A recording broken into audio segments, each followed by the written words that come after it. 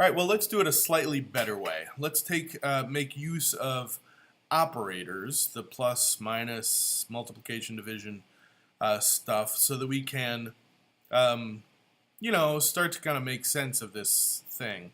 So what do these values really represent?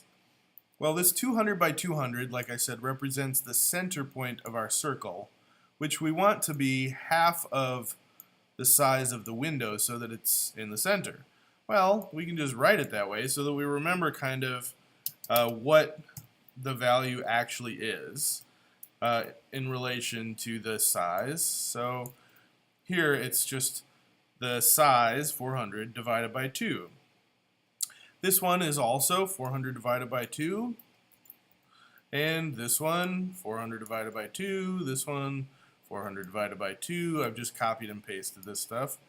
And so now we have those values represented in a way that reflects more what they actually are.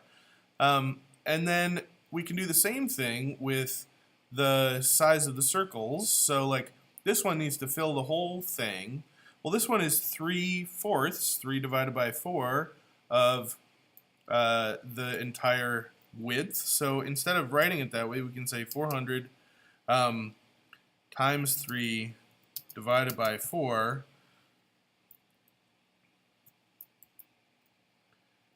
and this also is 400 times 3 divided by 4, and this one is just 400 divided by 2 again, 400, right, because we want it to be sort of half the size of the outermost circle.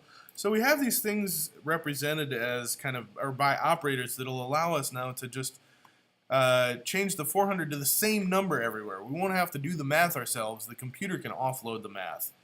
Okay, so that's slightly better, and if we run this, it should still produce the same image as before, which is good. So let's resize it now.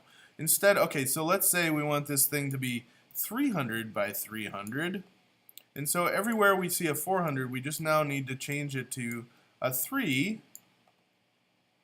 And this change is easier to do without screwing up, which I think you can see.